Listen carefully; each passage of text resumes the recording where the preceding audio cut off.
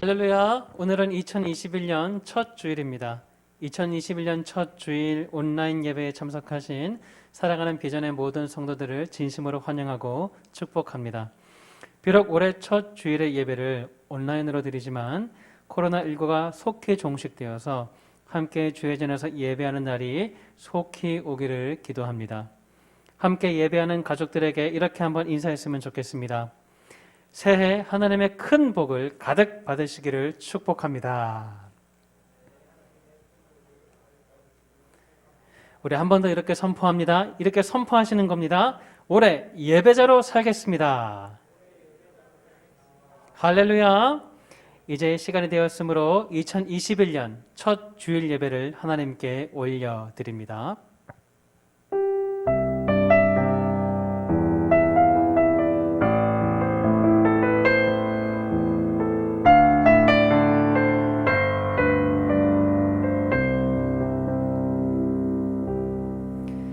찬송하리로다. 하나님 곧 우리 주 예수 그리스도의 아버지께서 그리스도 안에서 하늘에 속한 모든 신령한 복을 우리에게 주시되 곧 창세전에 그리스도 안에서 우리를 택하사 우리로 사랑 안에서 그 앞에 거룩하고 흠이 없게 하시려고 그 기쁘신 뜻대로 우리를 예정하사 예수 그리스도로 말미암아 자기의 아들들이 되게 하셨으니 이는 그가 사랑하시는 자 안에서 우리에게 거저 주시는 바 그의 은혜의 영광을 찬송하게 하려는 것이라. 하나님은 영이시니 예배하는 자가 영과 진리로 예배할지니라. 하늘에 계신 우리 아버지, 2021년 첫 주일 예배를 하나님께 올려드립니다. 올해 첫 예배를 받으실 때에 올 한 해 우리의 삶도 함께 받아 주옵소서. 한 해 동안 주님을 마음껏 찬양하게 하시고 하나님께서 주시는 하늘의 신령한 복을 마음껏 누리게 하옵소서. 무엇보다 세상과 구별되어 거룩하게 하시고 하나님의 기쁘신 뜻대로 살아가게 하옵소서. 지난 한 해 저들의 눈물을 닦아주셨다면 올 한 해에는 저들의 삶 속에 하나님께서 주시는 기쁨과 평강이 가득하게 하옵소서. 살아가는 모든 성도들의 기도 제목 외에 신실하게 응답하여 주시고 그들과 인격적으로 동행하는 2021년이 되게 하여 주옵소서.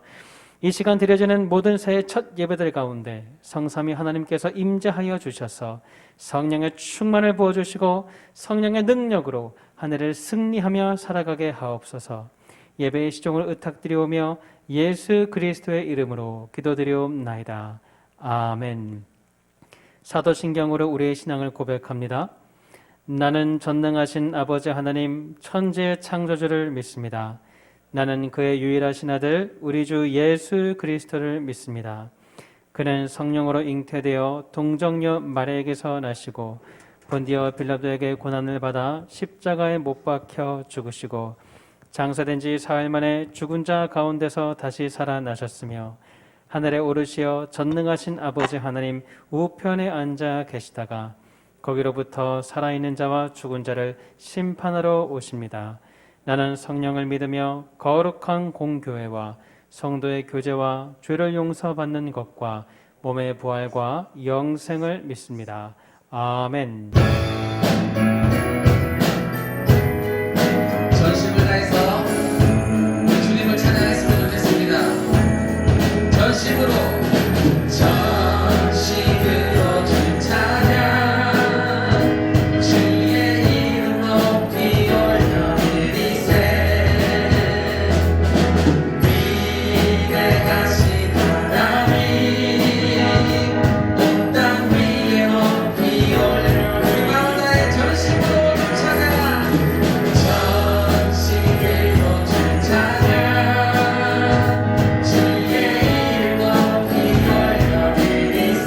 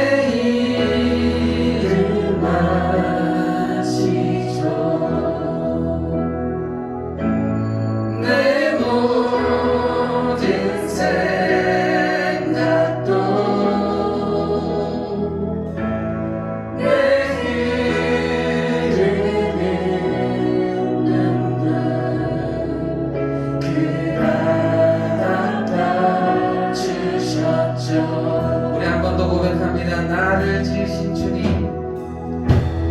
나를 지으신 주님, 내 안에 계셔.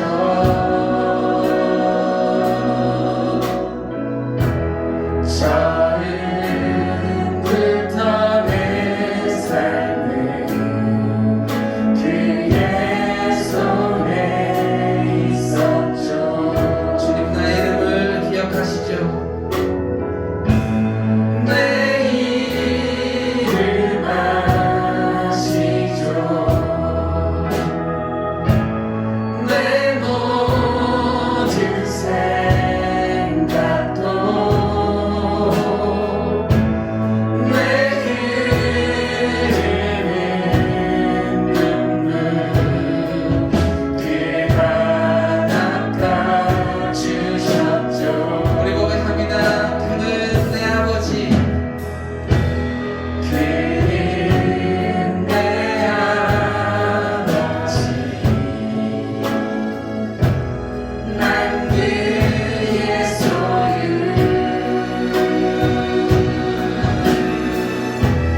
내가 어딜 가든지 날 떠나지 않죠. 우리는 그것을 믿습니다. 내 이름 아시죠. 내 모든 생각도 다 말아부를 때 그가 들으시죠.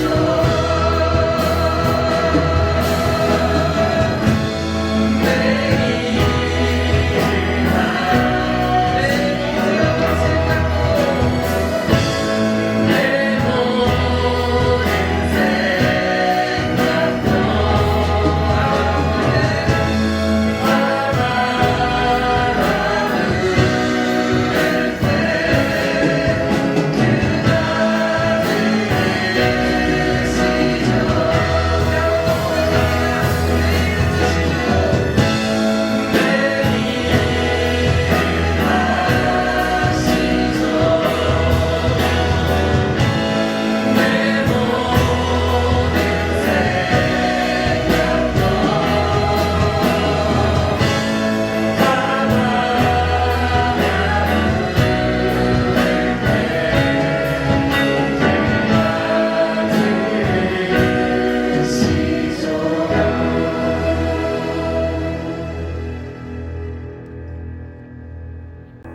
이 시간 우리를 대표하여서 곽영은 전도사님 예배를 위해서 기도 인도해 주시겠습니다.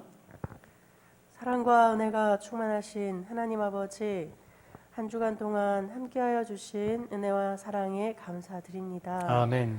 우리 연약함을 체휼하여 주셔서 새로운 기회를 주시니 감사합니다. 아멘. 뜻을 정한 다니엘과 같이 2021년 새해에는 새 마음으로 새 뜻을 정하여 작년보다 더 성장하고 성숙한 우리 모두가 되게 하여 주옵소서. 아멘. 2021년 첫 주 신년 예배로 우리 하나님께 감사 예배 드리기 원합니다. 주의 사랑하시는 우리 비전 교회의 성도님들을 한 분 한 분 붙들어 주옵소서. 아멘. 수술하고 회복 중에 계신 성도님들의 마음을 위로하여 주시고 건강한 몸으로 회복시켜 주셔서 이전보다 더 주님을 사랑하게 하여 주옵소서. 아멘.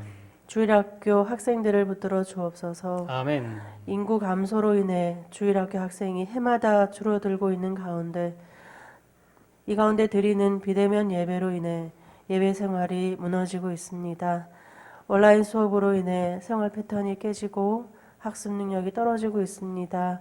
주의 은혜로 회복하여 주시고 믿음을 바로 세워 주옵소서. 아멘. 우리 청년들의 진로를 주장하여 주셔서 비록 코로나의 어려움이 있지만 가정과 교회와 사회와 국가와 세계를 섬기는 큰 일꾼들 되게 하여 주옵소서. 아멘. 우리 교우들의 가정과 기업을 지켜주셔서 코로나로 인한 어려움들을 잘 이겨나갈 수 있게 하여 주옵소서. 아멘. 우리 교회와 민족교회를 지켜주셔서 사회의 모범이 되는 교회가 되어 복음의 진보를 이루게 하여 주옵소서. 아멘. 우리나라와 전 세계를 보호하사 하나님을 경외하는 나라들, 백성들이 되게 하여 주시고 각 나라의 모든 위정자들에게 정의와 공의의 하나님의 지혜를 주셔서 모든 국민이 하나님을 예배하며 편안하게 살아갈 수 있도록 하여 주옵소서. 아멘. 힘든 가운데서도 선교 현장을 지키고 계신 선교사님들, 새로운 사역지로 나가기 위해 국내에서 준비하시는 모든 선교사님들에게 은혜를 더하여 주셔서 주의 인도하심과 지혜대로 사역할 수 있게 하여 주옵소서. 아멘. 이 시간 말씀을 선포하실 주의 종 담임 목사님, 주의 성령께서 축복하셔서 선포되는 모든 말씀이 우리 성도님들의 마음에 큰 울림이 있게 하여 주셔서 우리 성도님들이 말씀대로 살아갈 수 있도록 성령의 은혜를 더하여 주옵소서. 아멘. 비전의 권속들을 하나로 묶어주시고 서로를 향해서 더욱 사랑의 중보기도를 하게 하여 주시며 하나님의 말씀으로 더욱 아름답게 교제하게 하여 주옵소서. 아멘. 오늘 우리의 이 예배를 통하여 우리 주님만 홀로 영광 받으시기를 간절히 원합니다. 아멘. 이 자리에 함께 하시는 우리 주 예수님의 이름으로 기도드립니다. 아멘.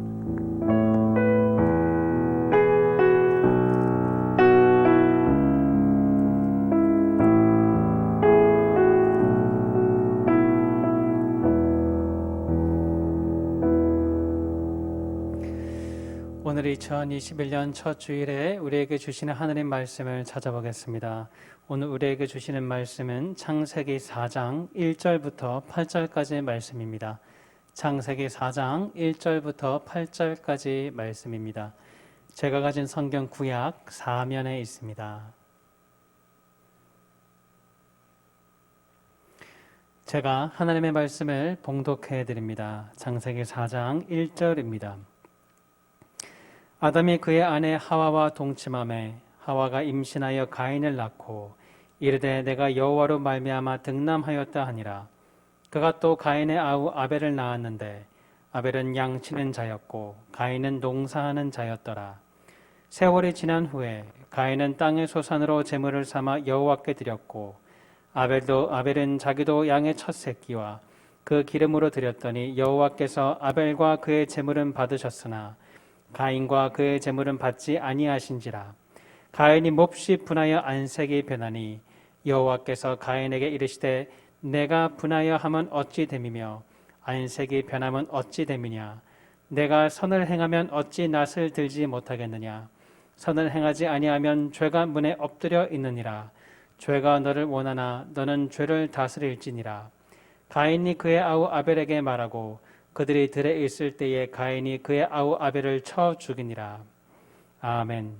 담임 목사님께서 나오셔서 하나님이 받으시는 믿음의 예배라는 말씀으로 말씀 전하실 때에 큰 은혜가 임하실 줄 믿습니다. 이전에는 그 축하할 일이 있으면 우체국에서 축전을 보냈습니다. 예전에 한 형제가 자기와 교제했던 자매의 결혼 소식을 듣게 됐습니다. 비록 헤어졌지만 참 좋아했기 때문에 진심으로 축복해주고 싶은 마음에 축전을 보냈습니다. 축전 내용은 이렇습니다.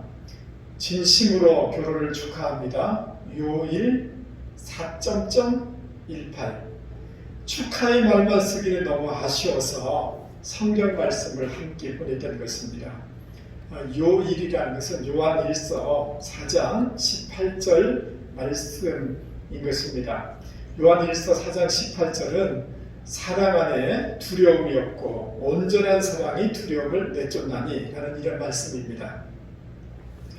그런데 문제는 우체국에서 실수하여서 글자 하나를 빼고 보낸 것입니다. 요 4장 18 이렇게 전달한 것입니다. 요한복음 4장 18절 말씀은 이렇습니다. 너에게 남편 5이 있었고 지금 있는 자도 내 남편이 아니니 내 말이 참되도다. 글자 하나 차이가 이렇게 큰 차이를 가져옵니다.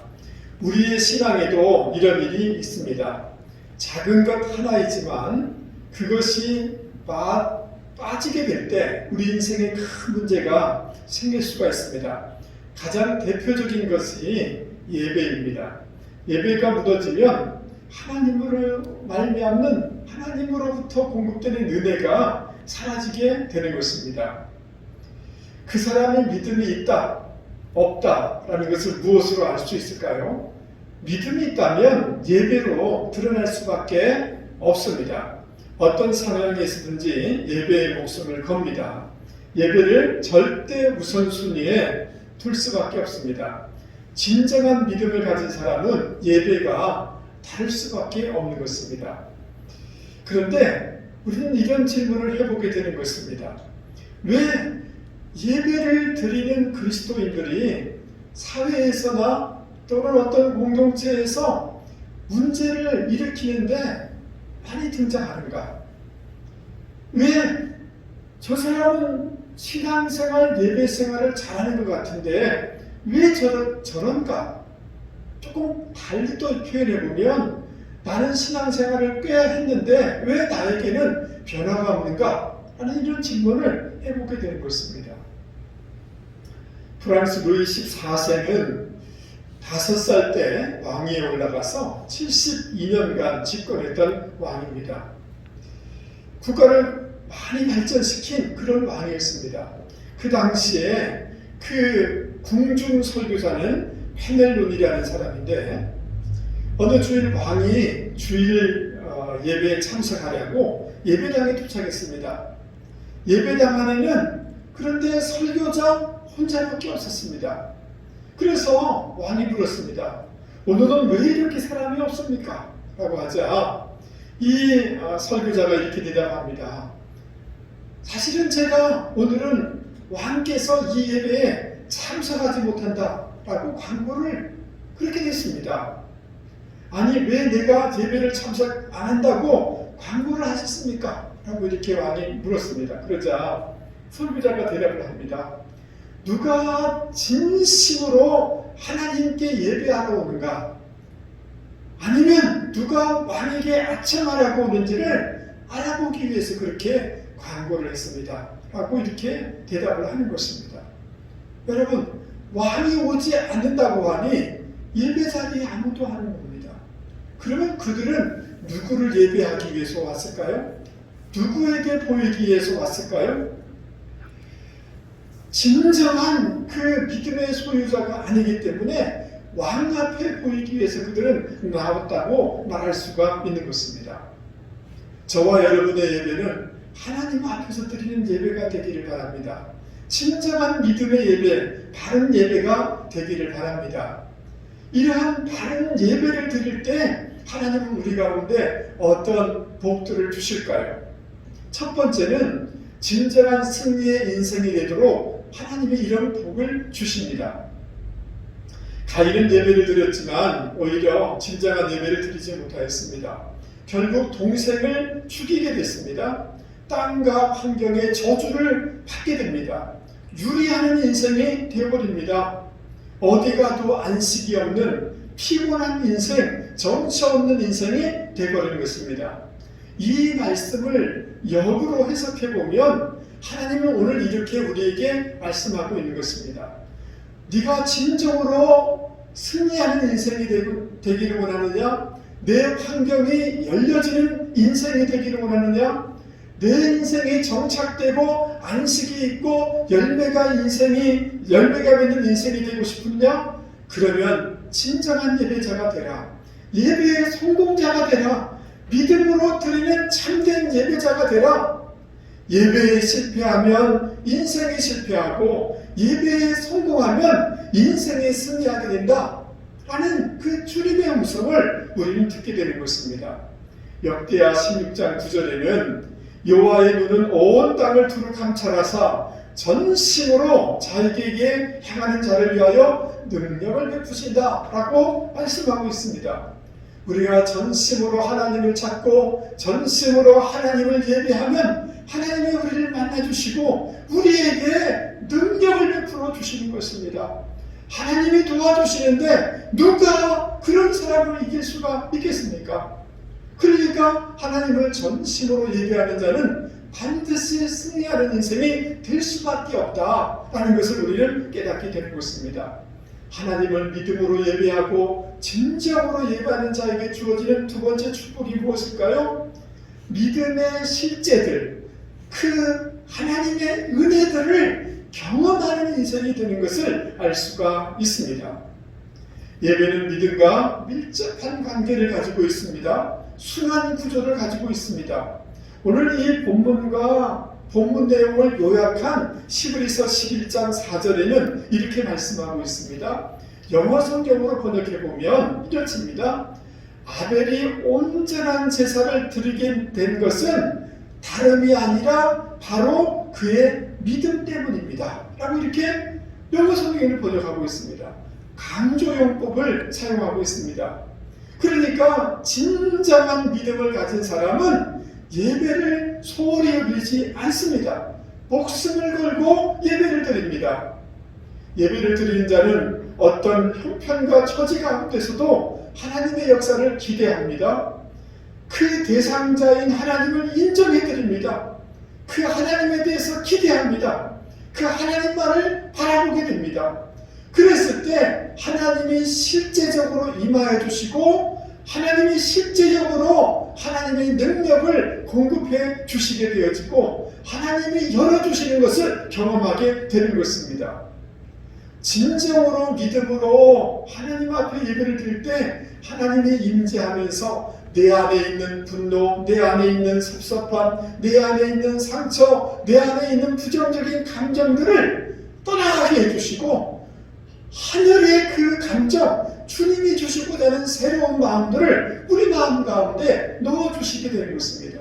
그래서 기쁨과 평안이 있게 되어지고 염려, 근심이 떠나가게 되는 것입니다. 이런 경험이 있기 때문에 믿음은 더 선순환적으로 견고해지게 되는 것입니다. 예배를 드리지 않기 시작하면 점점 마음이 완고해지기 시작합니다. 믿음도 점점 식어지게 됩니다. 더 염려하게 되어집니다. 더 하나님이 보이지 않고 사람과 환경이 더 크게 보이게 됩니다. 그래서 평안을 잃게 됩니다. 점점 위축된 인생을 살 수밖에 없는 것입니다. 그러니까 진정한 예배를 드리는 자에게는 믿음의 실체, 믿음의 축복, 믿음의 그 은혜들을 실제적으로 경험하면서 믿음이 점점 커지고 믿음의 선순환의 축복을 누리게 되는 것을 우리는 알 수가 있습니다. 세 번째로 진정으로 하나님을 예배하는 자에게 주시는 축복이 무엇인가? 하나님께 인정을 받으면서 다른 사람들에게 도전을 끼치는 인생이 되어지게 되는 것입니다. 오늘 그 창세기 4장 4절 말씀을 공동 번역에서는 이렇게 번역하고 있습니다. 다 읽을 수는 없지만 이렇습니다. 그를 올바른 사람으로 인정해 주셨습니다. 그는 죽은 후에도 여전히 말을 하고 있습니다. 여러분, 하나님께 인정받는 것만큼 더 큰 축복이 어디 있겠습니까? 오늘 말씀에 보면 아벨은 하나님께 인정받는 인생이 되었다. 죽은 후에도 여전히 많은 인생, 즉 죽은 후에도 그의 인생은 많은 사람들에게 도전을 끼치는 인생이 되었다라고 말씀해주고 있는 것입니다. 영향력을 끼치는 인생이 되었다라고 말씀해주고 있는 것입니다. 바라건대 사랑하는 성도 여러분, 저와 여러분의 예배가 올해 우리가 드리는 예배가 믿음의 예배가 되기를 바랍니다. 신령과 진정으로 드리는 예배가 되기를 원합니다. 그래서 그 진정한 예배가 주는 축복인 승리하는 인생이 되기를 바라고 더 믿음의 실체들, 믿음의 축복들을 더 많이 경험하는 이런 축복이 있기를 바랍니다. 뿐만 아니라 하나님께 인정받게 되어지고 수많은 사람들에게 도전을 끼치는 인생이 되기를 주님의 이름으로 축복합니다. 그러면 우리가 어떻게 예배를 드려야 믿음으로 드리는 예배인가, 신령과 진정으로 드리는 예배가 될 수가 있는가를 생각해 볼 필요가 있습니다. 첫 번째는 진정으로 자기를 성찰하여 예수님의 보혈만을 의지하면서 드리는 예배가 믿음으로 드리는 예배인 것을 알 수가 있습니다. 창세기 4장 3절 4절 말씀에 보면 하나님께 예배할 때가 되어서 가인은 농사하는 자였기 때문에 땅의 소산으로 하나님께 예배를 드렸다라고 말씀하고 있습니다. 목축을 하는 아벨은 양의 첫 새끼와 그 기름으로 여호와께 예배를 드렸다라고 말씀하고 있습니다. 자, 그런데 가인과 그 제물은 하나님이 연락하지 않으셨고 아벨과 그 제물은 기쁘게 받으셨다라고 기록하고 있습니다. 하나님께 예배를 드렸지만 누구의 예배는 받고 누구의 예배는 받지 않은 것입니까? 왜 이렇게 됐을까요? 이 구절에 대해서 오랜 교회의 전통에서는 이렇게 이해를 하고 있습니다. 아벨은 하나님이 말씀하신 대로 계시하여 주신 대로 어린 양의 희생 제사를 피의 제사를 드렸다는 것입니다. 그러나 가인은 자기의 식대로 하나님께 예배를 드렸기 때문에 이런 결과를 낳았다라고 이해를 하고 있는 것입니다. 인간이 범죄하기 전에는 벌거벗었으나 하나님의 영광이 함께하고 있었기 때문에 하나님께 바로 나아갈 수가 있었습니다. 그러나 범죄한 후에 하나님의 영광 앞에, 하나님의 거룩함 앞에 인간은 그 수치스러움과 죄됨 때문에 나아갈 수가 없는 것입니다. 그래서 하나님이 이를 긍휼히 여기셔서 짐승을 죽이셔서 그 아담과 하와를 가죽옷을 입혀주시는 이런 내용이 창세기 3장에 나와 있는 것을 우리는 볼 수가 있습니다. 하나님께서는 아담을 통해서든지 직간접적으로 하나님께 나아갈 때 피의 희생제사가 필요하다는 것을 말씀해 주시고 계시해 주셨던 것입니다. 이런 것을 우리가 어디서 알 수 있느냐면 창세기 8장의 노아의 번제라든지 창세기 15장에 아브라함이 3년 된 짐승을 드리는 것에서 우리는 이것을 알 수가 있는 것입니다. 레위기 17장 11절에는 이렇게 말씀해 주고 있습니다.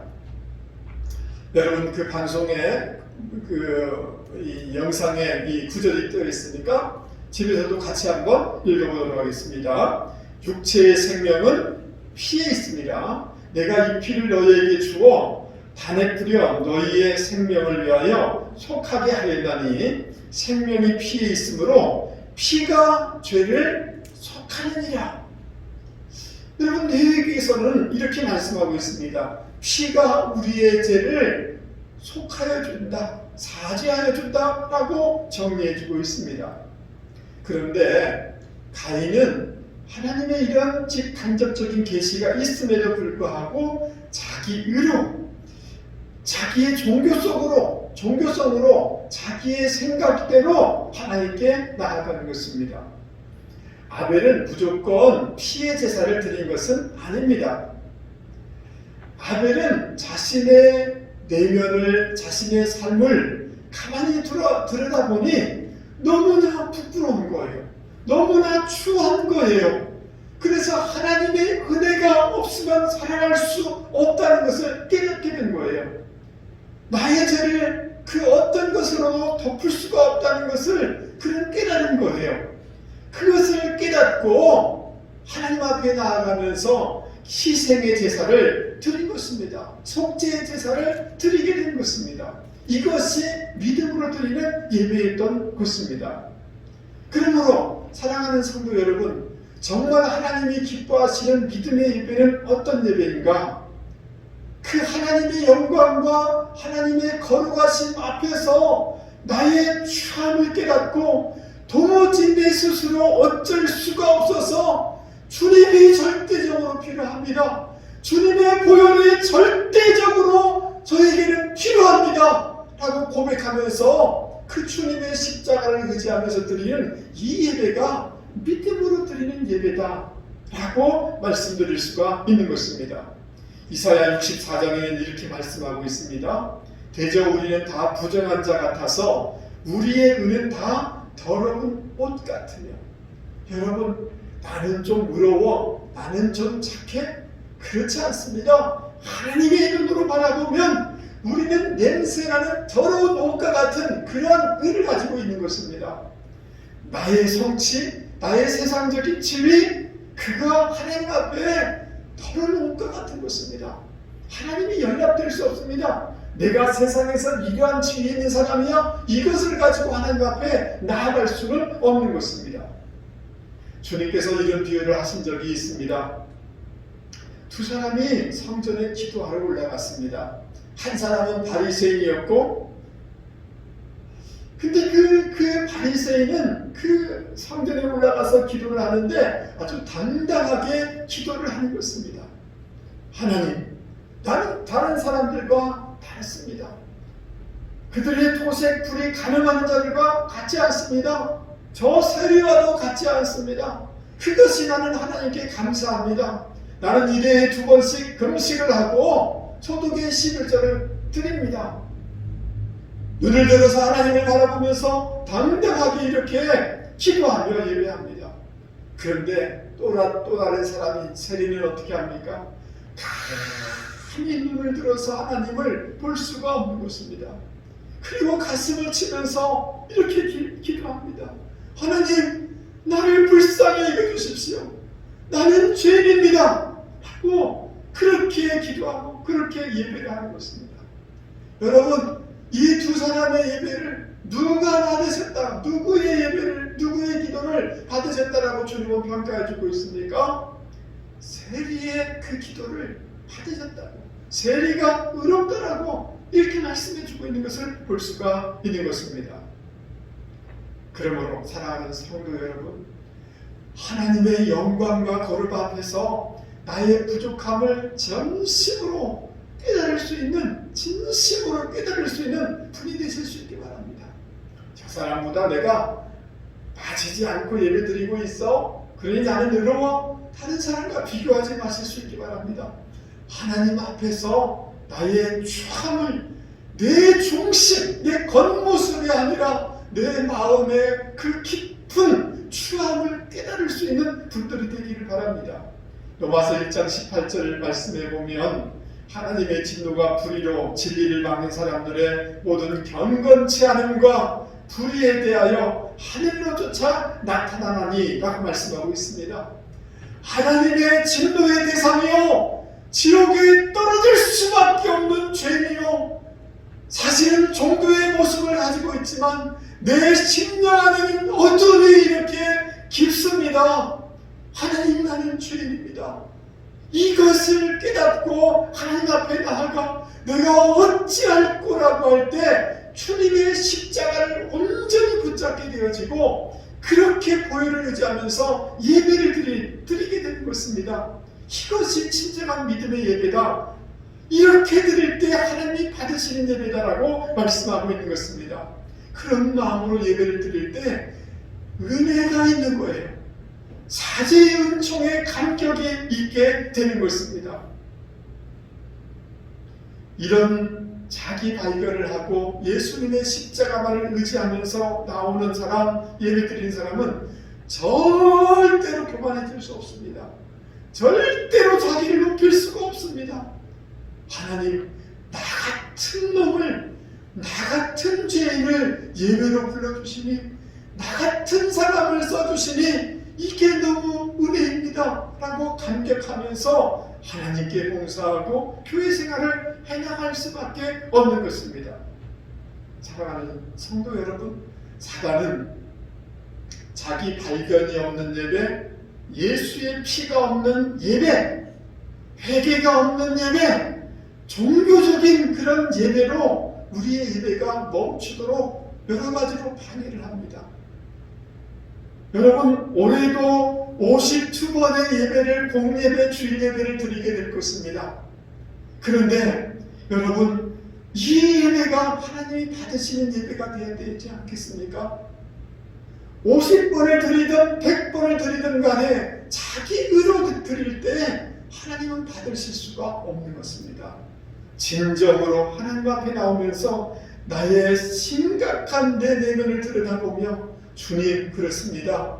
주님의 보혈이, 주님의 십자가가 절대 절대적으로 필요합니다 라고 고백하고 십자가 붙잡고 드리는 이런 예배를 드릴 수 있기를 바랍니다. 그럴 때 하나님이 받으시고 하나님의 약속한 그 복을 누려나가게 될 줄 믿습니다.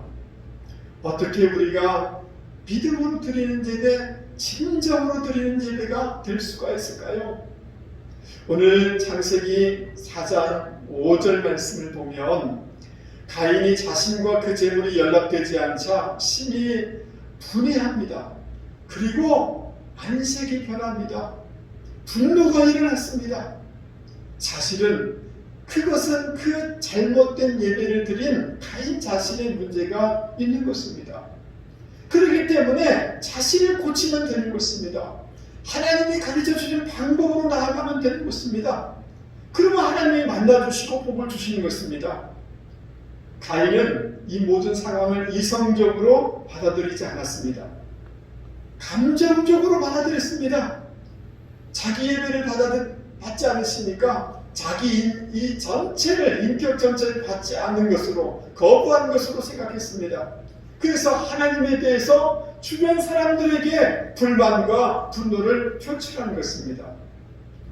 여러분, 우리 안에도 이러한 감정에 휩싸여서 살아갈 때가 많습니다. 누가 나를 거절하면 그냥 감정에 휩싸여 버리는 거죠. 분노를 쉽게 해결하지 못합니다. 그래서 술을 먹는다든지 아니면 어떤 즐거움에 빠진다든지 사람을 의지하려고 한다든지 아니면 어떤 사람은 폭식을 하면서 잊으려고 하기도 합니다.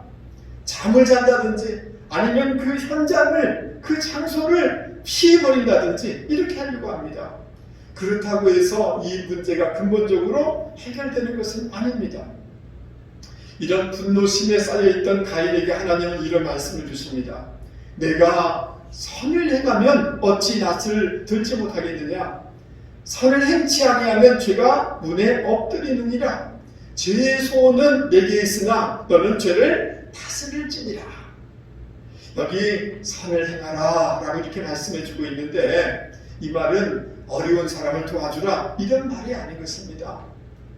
예배가 연락되지 않았기 때문에 하나님이 만든 예배로 바꾸라는 거예요. 바른 예배를 드리라는 거예요. 다른 사람이 아닌 내 안에 깊은 허물을 발견하고 하나님이 원하시는 예배 방법으로 나오라는 거예요. 우리는 신앙생활 하면서 완벽할 수 없습니다. 누구든지 실수할 수 있습니다. 누구든지 잘못할 수 있습니다. 그때 우리가 해야 될 일은 무엇이냐 하면 내가 잘못했으면 나를 고치면 되는 것입니다. 나의 태도와 나의 자세를 수정하면 되는 것입니다. 그래서 내 안에 일어나는 분노, 육적인 생각, 이 기질을 다스리는 것입니다. 죄의 소원은 있으나 죄 짓고자 하는 욕망이 있으나 기도로 이것을 다스려야 된다 라는 말씀인 것입니다. 그러나 가인은 어떻게 했습니까? 아벨에게 고했습니다. 아주 강하게 명령한 것입니다.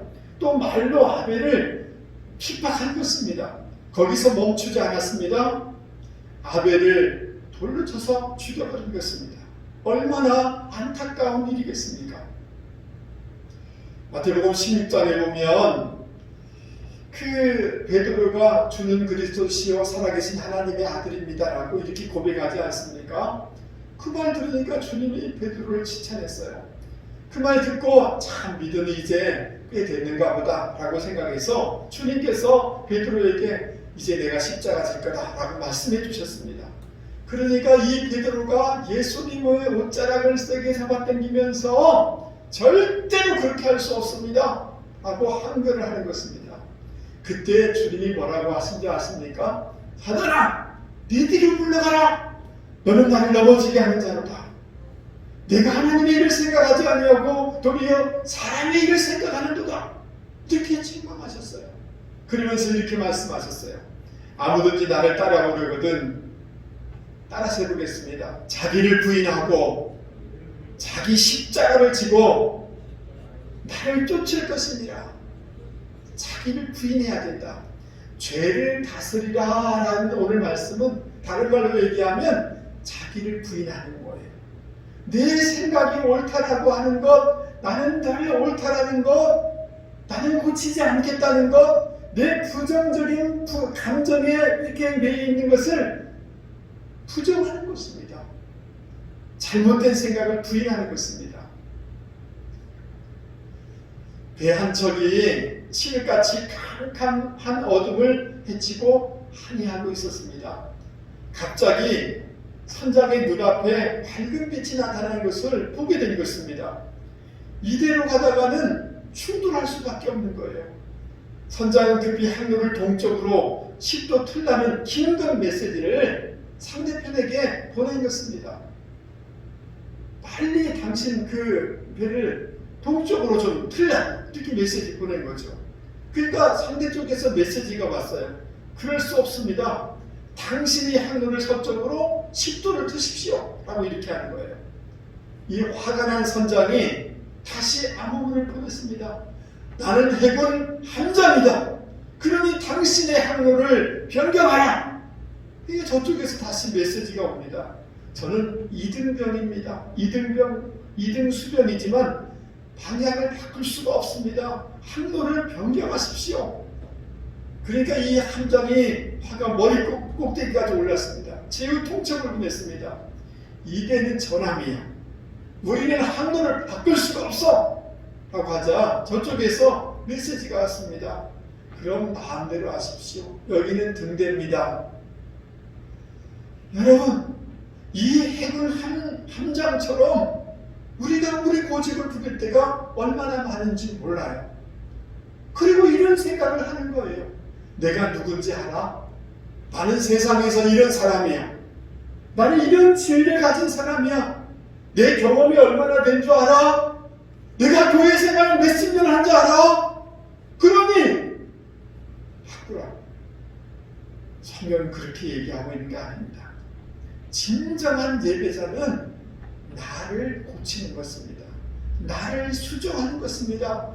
나의 향로를 바꾸는 것입니다. 이것이 믿음의 예배다라고 얘기할 수가 있는 것입니다. 예배라는 그 말 히브리어 아바드라는 이 단어, 샤라는 이 단어는 뭐냐 하면 섬기다, 부복하다라는 뜻이에요. 헬라어도 마찬가지입니다. 경배하다, 엎드려서 그분을 경배하는 거예요. 그러니까 종이 주인을 섬길 때 사용하는 이 단어들입니다. 여러분, 종이 주인을 섬길 때 무슨 자존심을 내십니까? 모든 것을 엎드려서 내려놓고 그분을 높이는 것이 예배의 본질이라는 것입니다. 그러니까 자아가 죽는 것이 예배다라고 얘기할 수가 있는 것입니다. 레위기서 1장에 보면 여러 가지 제사들이 나와 있는데 그 중에 번제에 대한 기록을 볼 수가 있습니다. 여러분, 저 그림에 나와 있는 것처럼 번제를 드리려고 하면 정말 어린 순한 그 양을 데리고 오는 것입니다. 그리고 그 양 위에다가 안수를 하는 것입니다. 여러분, 얼마나 순한지 말할 수가 없네요. 자기가 죽으러 오는데 그것도 그냥 따라와요. 주인이 가자고 하니. 그리고 주인이 그 양 눈을 똘망똘망 보면서 주인인 자기를 따라오는 그 양의 목을 자신이 치는 것입니다.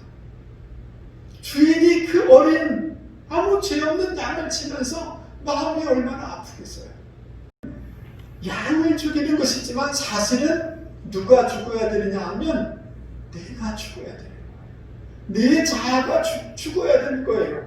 이것이 예배요, 이것이 믿음의 예배요, 이것이 온전한 예배요, 이것이 연락되는 예배인 것입니다.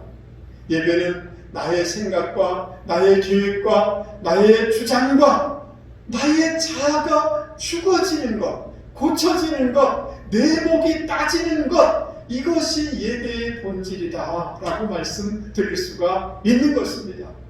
나의 뜻과 나의 생각이 쪼개지는 시간이다 라고 말씀을 드릴 수가 있는 것입니다. 그럴 때 하나님이 기뻐하십니다. 그럴 때 내 안에 변화가 있습니다. 내 안에 성장이 있습니다. 하나님의 진정한 은혜가 있게 되는 것입니다. 여러분, 주파수가 맞지 않으면 여러분 라디오가 얼마나 시끄럽습니까?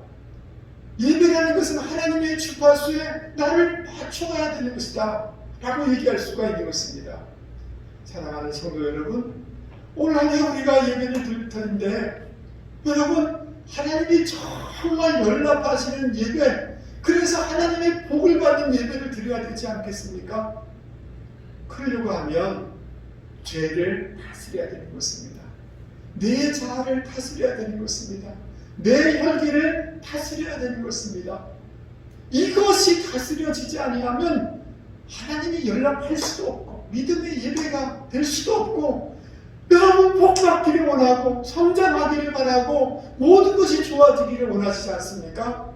그것은 나를 죽이는 예배, 내 육이 죽어지는 예배를 드릴 때만이 주어지는 은혜다라는 것을 기억하실 수 있기를 바랍니다. 세 번째, 믿음의 예배, 하나님이 연락하는 예배는 어떤 예배일까요? 우리가 오늘 본문 말씀을 좀 더 세심하게 읽을 필요가 있습니다. 아벨은 남의 첫 새끼와 기름을 드렸다.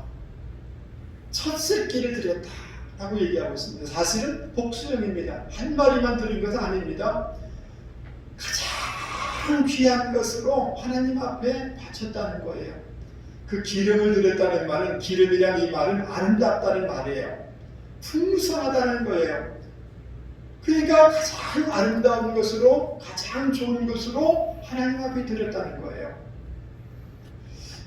아벨과 그 제물을 하나님이 받으셨다라고 말씀하고 있고, 가인과 그 제물을 받지 않으셨다라고 성경은 말씀해주고 있고 평가해주고 있습니다. 그러니까 하나님은, 성경은 제물 그 자체도 보고 계시지만 하나님이 더 보고 있는 것은 제물을 드리고 있는 그 인격체, 그 마음을 더 깊이 주목하고 있다는 것을 우리는 알 수가 있습니다. 다른 식으로 표현해 보면 가인의 삶과 그 예배가 분리가 되어 있다는 거예요. 아벨은 아벨과 그 제물이 통합되어 있다는 거예요. 그러니까 진정한 믿음, 하나님이 연락되는 예배는 어떤 것인가? 그 예배와 예배를 드리는 그 존재가, 그 간격이 최소화되고 줄어들고 이럴 때만이 하나님이 받으시는 예배가 될 수 있다라고 말씀을 드릴 수가 있는 것입니다. 여러분, 그 신약 성경의 바리새인들을 주님이 책망하셨는데 왜 주님께서 바리새인들을 책망하신 것입니까? 그것은 그들의 종교의식과 그들의 삶이 분리가 됐기 때문에 그런 것입니다. 그들이 알고 있는 말씀과 그들의 삶이, 그 격차가, 간격이 너무 멀기 때문에, 주님이 그렇기 때문에 책망하신 것입니다. 그것은 위선이다라고 주님이 책망하고 있는 것입니다. 저희 교단 신학교 장신대 신대원을 들어갈 때 지금도 경쟁이 있다고 합니다만은, 제가 들어갈 때는 막 6대1, 7대1의 경쟁률이 있어서 그 장신대 신대원 들어가기가 쉽지가 않았습니다. 그 당시에는 이렇게 지역에 신대원이 없었기 때문에 다 서울로 가서 이렇게 공부를 하게 되었습니다. 그래서 평균적으로 재수를 또는 삼수를 다 하고 어떤 사람은 10수까지 한 사람도 있었습니다.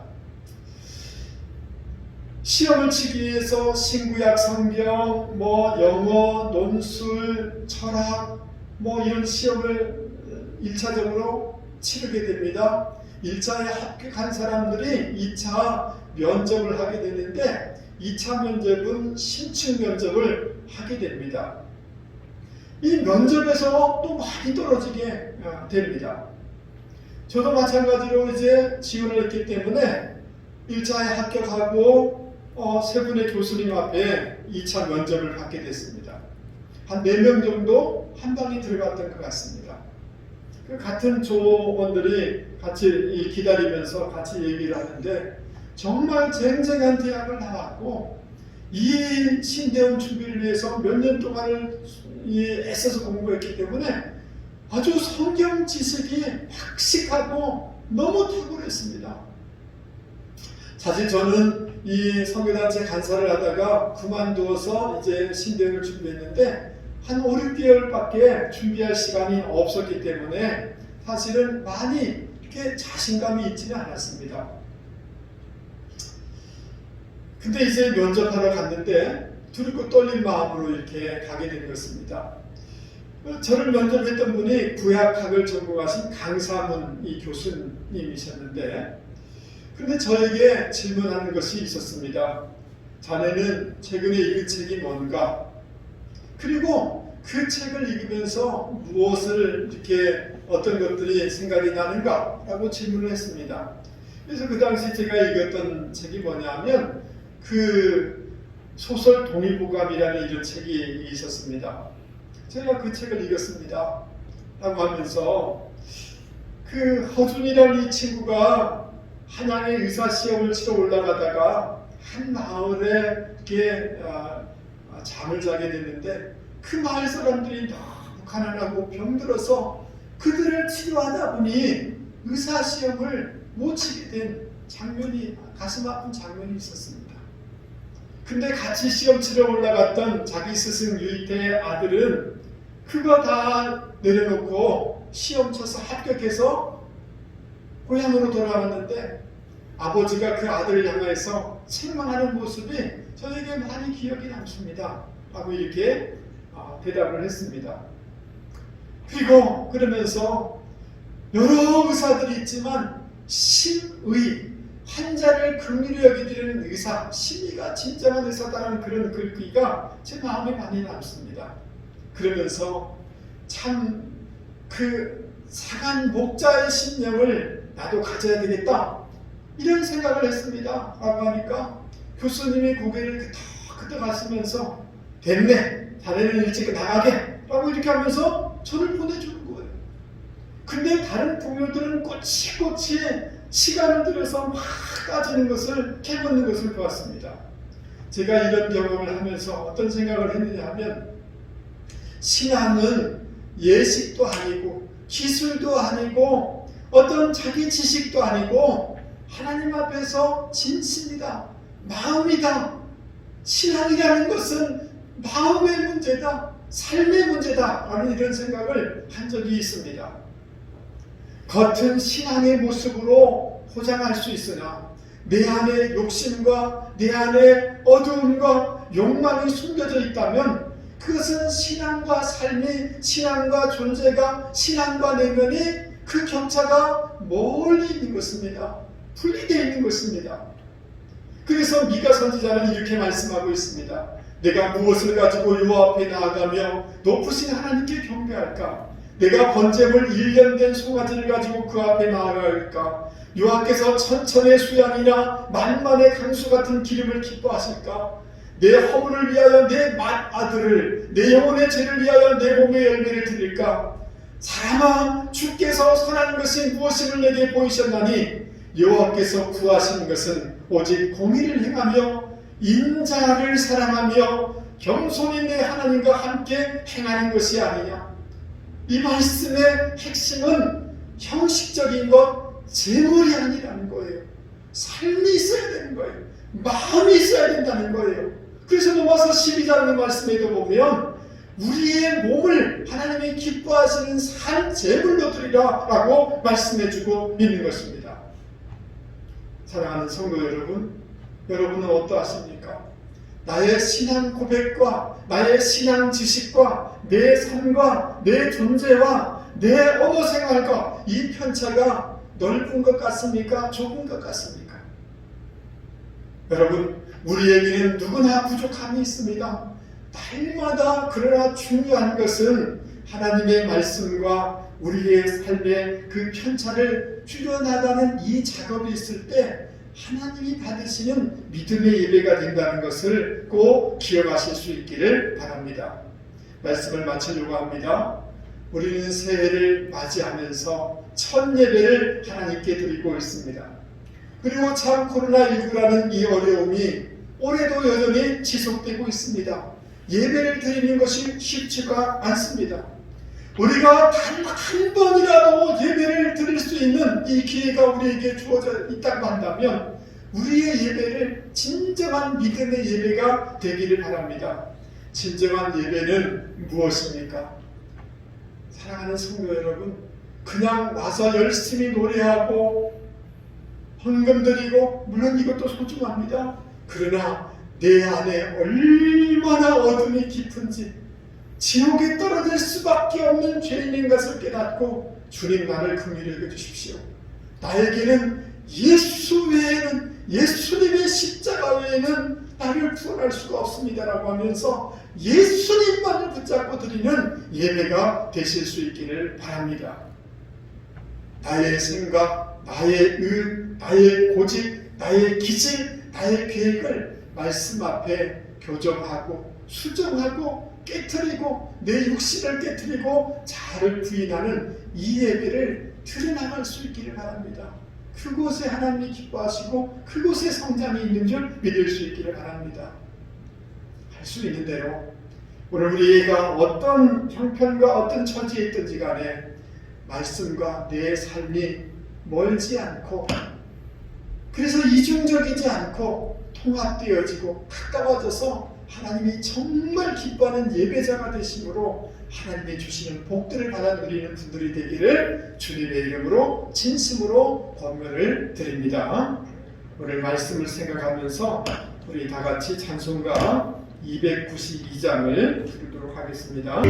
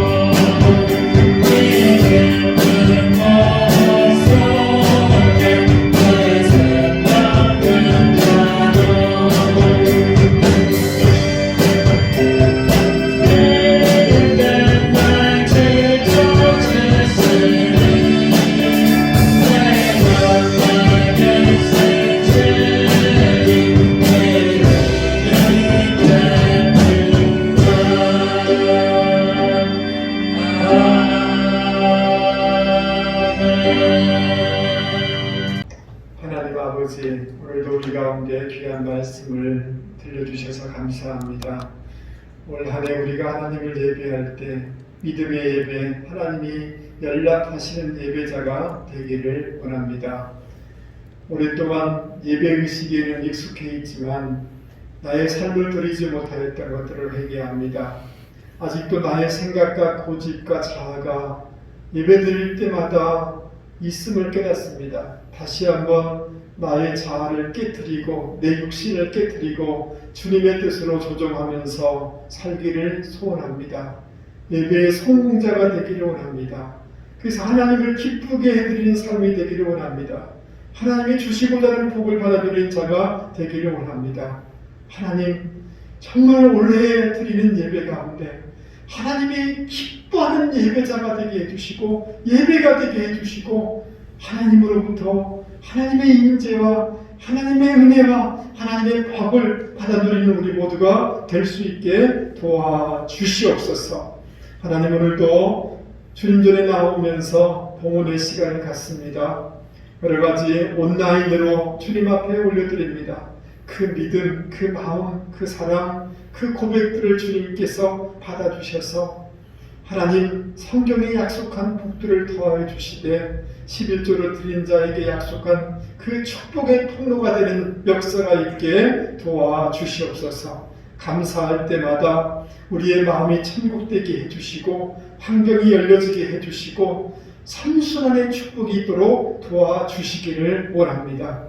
여러 가지 목적 헌금으로 드리는 곳에 그 인생과 기업과 자녀손들이 하나님 나라를 위해서 귀하게 쓰임받는 귀중한 역사가 있게 하여 주시옵소서. 하나님이 어려울 때에 우리 모든 남편들, 여성 가장들에게 재정권을 더하여 주시고 피할 길을 열어주시고 모든 것을 뚫고 나갈 수 있는 리더십과 지혜들을 더하여 주시기를 원합니다. 관계의 복을 더하여 주시기를 원합니다.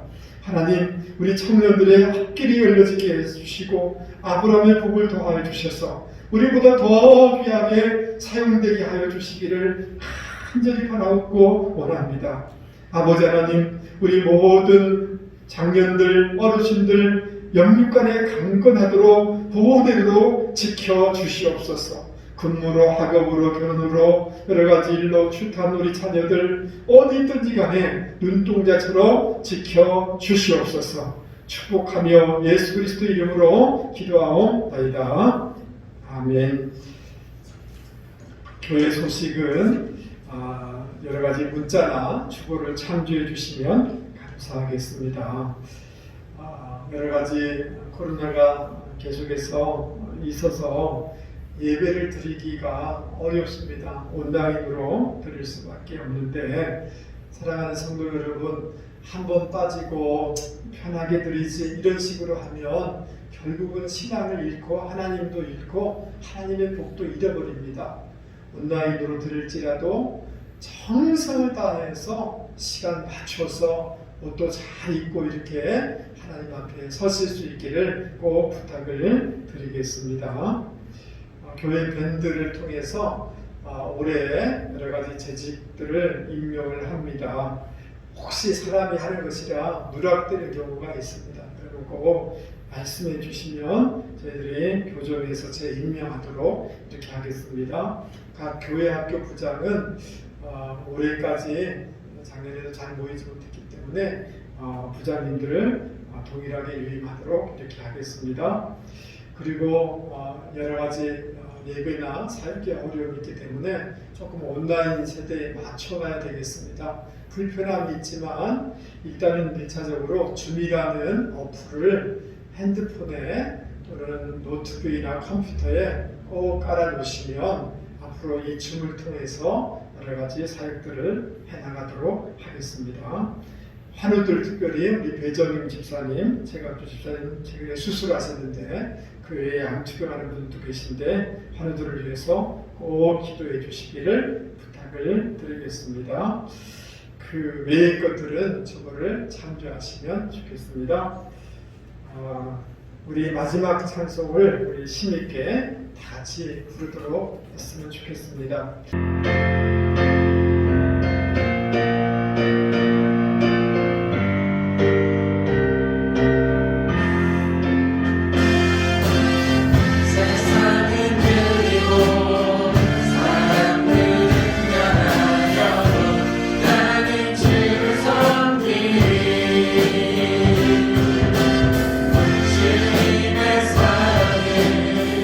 영원히 변하지 않네.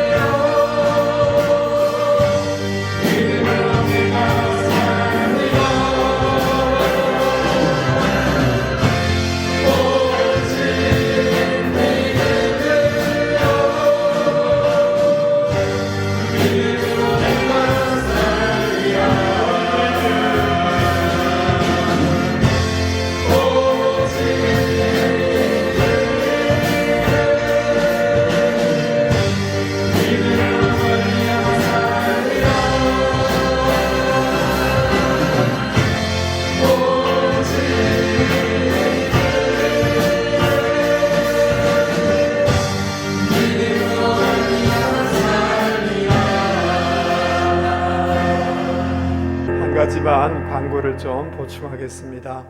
우리 정원길 목사님께서 올해는 우리 교회 협동 목사님으로 이렇게 사역을 도와주시겠습니다.